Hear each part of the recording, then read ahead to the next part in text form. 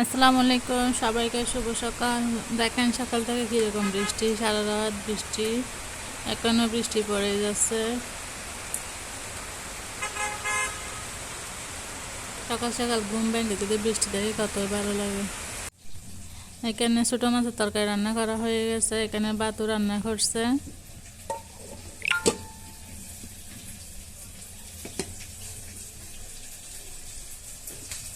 এদিকে আলুর ডাল রান্না করব আমি।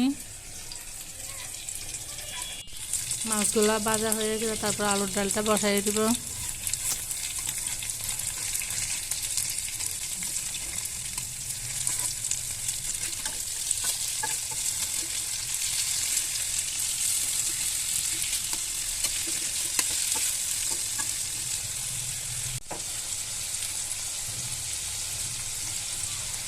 কালকে মেহমান আসবে, এই জন্য এখানে মুরগি আনছে একটা। মুরগি এটা কেটে রেখে দিচ্ছে, ধুয়ে রেখে দেবে কালকে রান্না করতে, যাতে দেরি হয়ে না যায়। এখানে সকালে উঠে নাস্তা বানাইছে, 2 রকমের নাস্তা, একটা জাল পিঠা আর একটা হচ্ছে মিষ্টি পিঠা।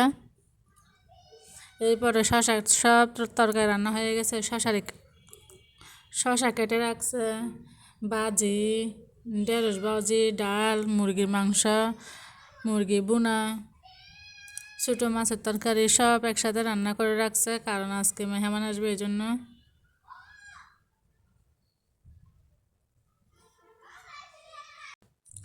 রাতের বেলায় হাঁটতেই ভালো লাগে, বৃষ্টি বৃষ্টি দিনে, বৃষ্টি বৃষ্টি রাতে। এখন একটু নিচে দোকানে আসছিলাম, এই জন্য দেখতেছি কত সুন্দর লাগতেছে।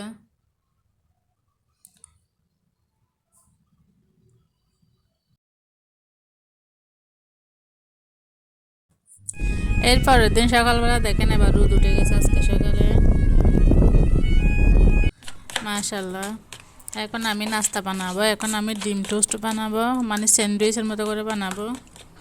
আমি ডিমটা একদম মরিচ, কাঁচামরিচ, ধনিয়া পাতা, পেঁয়াজ এগুলো দিয়ে একদম মিক্সড করে রেখে দিছি।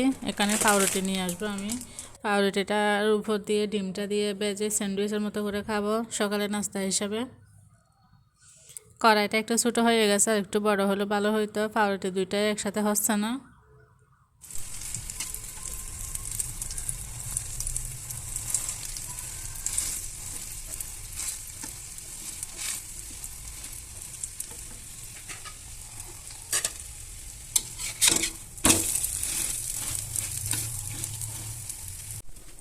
দুইটা একরকম করছে, আর এই দুইটা একটু বেজে নিব, বেজে নিয়ে তারপর ভিতরে ডিম ডিম দিয়ে সস দিয়ে খাবো, সেরকমও মজা লাগে খাইতে।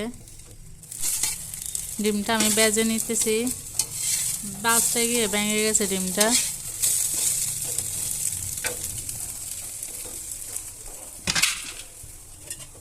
এখন চায়ের পানি বসাই দিছি আবার।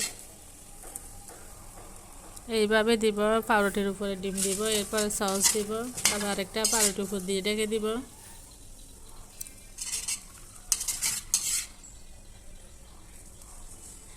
এই তো রেডি হয়ে গেল আমার সকালের নাস্তা।